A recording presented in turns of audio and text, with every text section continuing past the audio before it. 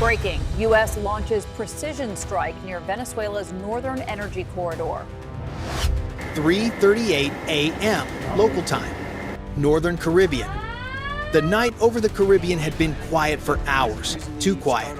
Then radar operators aboard a U.S. Navy destroyer saw a fast-moving track appear far to the east. High altitude, long range, no deviation.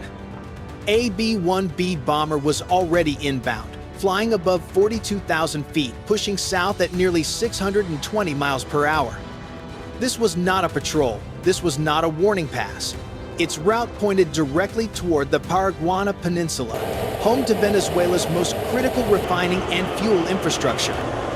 Inside the cockpit, voices were calm. Checklists were already complete. Weapon systems were green. There were no last-minute discussions because the decision had been made long before takeoff. On the ground, Venezuelan air defense radars stayed active. Operators did not power down. Commanders chose to hold their positions. That choice erased the final buffer between tension and action. Out at sea, U.S. naval tasking orders shifted instantly. What had been monitoring turned into execution. Distances on digital charts collapsed from hundreds of miles to minutes. This was not confusion in the dark.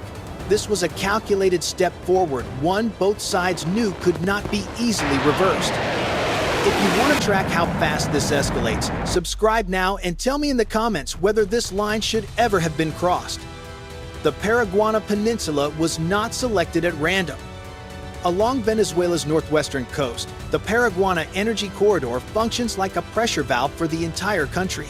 Refineries, fuel storage tanks, power transfer stations, and port access points sit tightly packed within a narrow strip of land. When everything runs, the system is invisible. When one part fails, the rest begin to strain almost immediately. From a strategic view, this location carries weight far beyond its size. Fuel processed here feeds transportation, power generation, and emergency services across multiple regions. Interrupted, even briefly, and the effects spread faster than any official statement can contain. Militarily, the message cuts even deeper. Paraguana is close to the coast, constantly watched and layered with defensive coverage. It exists under the assumption that proximity and preparation provide protection. Challenging that assumption sends a signal not just to Venezuela, but to anyone watching from the outside. Yet for the people on site, this was not a lesson in strategy. Night shift technicians monitored pressure levels. Security teams walked familiar routes under dim lights. Control room operators watched routine numbers scroll by until those screens became potential targets. In that moment, geopolitics disappeared. What remained was uncertainty. On the defensive side, commanders faced a choice with no clean answer. Powering down systems meant conceding space. Keeping them online meant exposure. Either decision carried risk, and hesitation itself could be fatal. For U.S. crews, the weight was just as real. Every action now carried consequences far beyond the mission. Once this sequence moved forward, it could not be undone quietly. This is where the confrontation sharpened. One side believed it was enforcing deterrence. The other believed it was defending survival. Both believed retreat would signal weakness. If you're watching and deciding who pushed too far, press 1 if you think Venezuela miscalculated, or 9 if you believe the United States crossed the line. And subscribe, because the next phase changed everything. The first warning did not arrive as fire or noise. It arrived as confusion. Just outside the coastal hills south of Punto Fijo, Venezuelan air defense operators noticed something wrong with their screens. The air picture, clear moments earlier, began to fracture. One clean track split into 2. Then 3. Speed readings spiked, froze, then disappeared altogether. At first, crews treated it like a technical fault. Software was reset, power levels were checked, antennas were recalibrated. No alarms, no panic, just procedure. Then the range numbers began to collapse. Too fast, too clean, too consistent. Someone finally said it out loud. That's not a system error. Across the room, the same distortion spread to other consoles. Identification tags blinked off. altitude data lagged behind reality. What operators were seeing no longer matched training scenarios or past encounters. This was not one aircraft testing the edge of coverage. This was layered pressure, arriving from multiple directions at once. While confusion grew on land, the situation offshore looked completely different. Inside a U.S. Navy command center, the displays were stable and precise. Tracks were smooth, timelines were already running. Every movement in the air had been anticipated hours earlier. When final authorization came, it was calm, almost routine. A launch officer placed one hand on the console. Seconds later, the first Tomahawk missile cleared its launch tube. Then another. Each dropped low over the water, skimming the surface, turning inland along pre-programmed paths designed to stay below most radar coverage. On American screens, their routes appeared as clean, curved lines, quiet, controlled, irreversible. Back on shore, Venezuelan units scrambled to respond. Mobile radar vehicles began to reposition. Orders overlapped. Missile crews rushed to bring systems fully online. But the airspace was already saturated with signals they could no longer separate or prioritize. And in that moment, it became clear to everyone involved. This confrontation had moved beyond warnings. The first impact was not heard all at once. It arrived in fragments, measured, spaced, deliberate. Along the dark coastline near the Paraguana Peninsula, the ground shook as the first Tomahawk missile struck a fuel handling facility just inland from the port. There was no massive fireball at first, only a deep shockwave that rattled windows miles away. Seconds later, a second strike landed farther north, then a third. Each impact was carefully spaced to overwhelm response teams without wasting force. Inside a nearby control room, operators were mid-check when the lights flickered and screens went black. Backup systems engaged, but before stability returned, a follow-on strike severed upstream power feeds. Consoles froze. Radios filled with static. What had been a connected system seconds earlier split into isolated pockets. At a storage complex nearby, pressure alarms screamed through the darkness. Valves tried to rebalance flow as engineers ran emergency procedures from memory. The system held briefly, then vapor ignited. Flames climbed steel tanks, turning the night sky orange and sending thick smoke toward the sea. The damage followed logic, not chaos. Power distribution nodes failed first. Pumping stations went next. Control links between them collapsed. Each failure magnified the next. Fire crews attempted to move, but access roads were blocked by debris and stalled vehicles. Water pressure dropped as pumps lost power. Response timelines stretched from minutes to hours.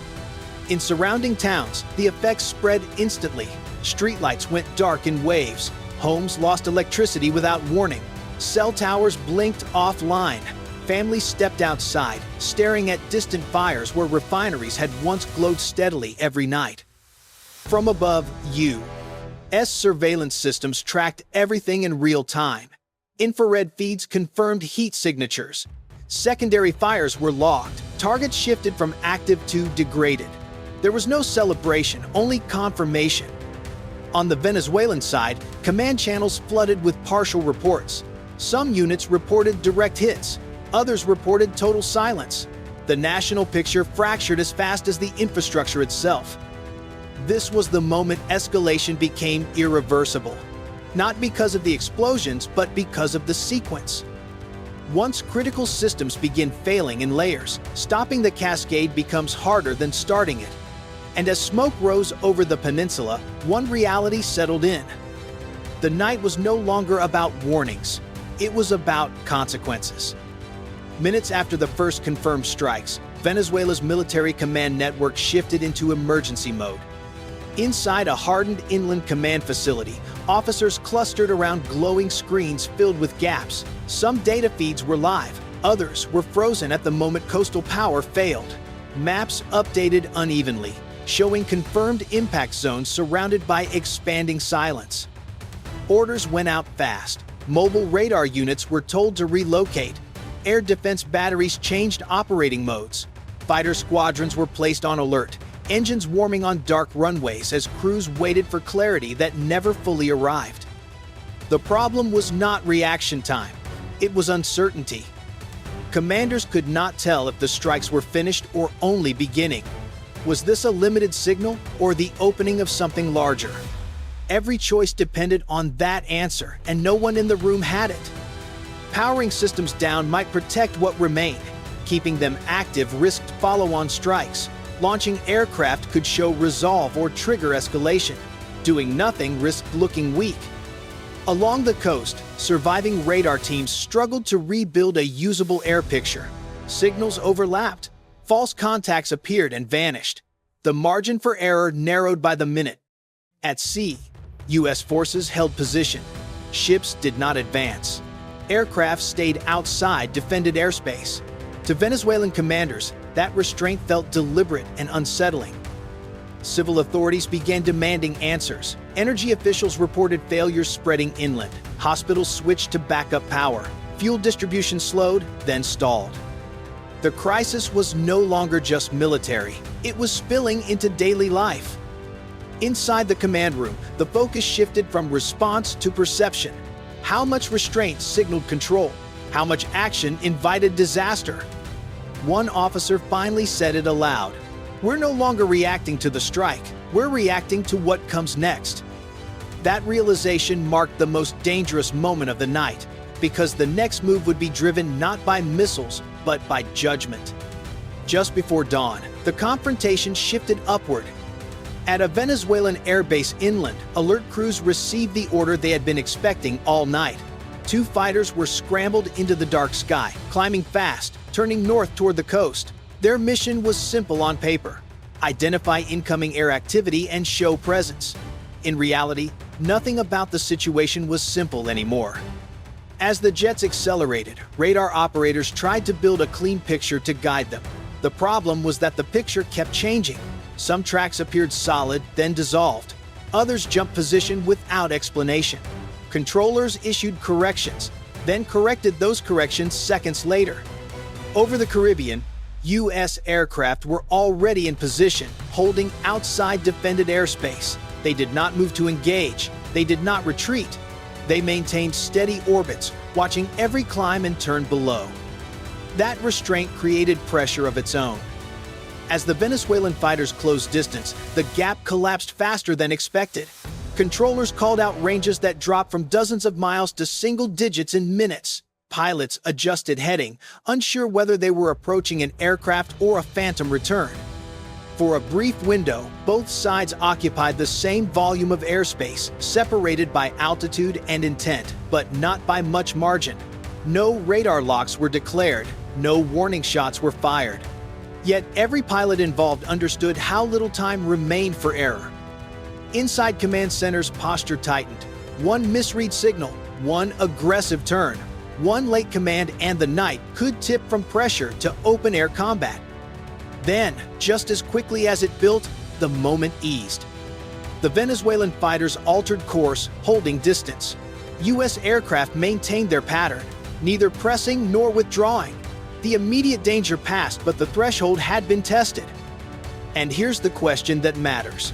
Press 1 if you think Venezuela was right to send fighters up. Press 9 if you believe the United States forced this moment on purpose. Subscribe now, because the next decision didn't happen in the air, it happened at the highest level of command.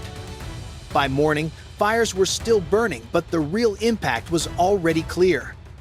What unfolded overnight was not just a strike or a near miss in the air. It was a message, delivered step by step, meant to last longer than the damage itself. Infrastructure can be repaired, power can return. But once assumptions are broken, they rarely come back the same. For Venezuela's leadership, the lesson was direct. Distance no longer guarantees safety. Air defenses alone do not create immunity. Every decision made under pressure is now being watched and remembered. For the United States, the operation drew a boundary without fully crossing into open war. Force was applied, then deliberately paused. That pause shifted the risk from missiles to decision makers. Across the region, others took notes not on speeches, but on actions. Timing, restraint, and sequence mattered more than words. In modern conflict, credibility is built through control, not noise. For civilians, the night changed how secure the future feels. When lights go out and skies fill with unseen threats, war stops feeling distant. As dawn broke over the Caribbean, one reality remained: the crisis had not ended. It had only stabilized. Lines were tested, not erased.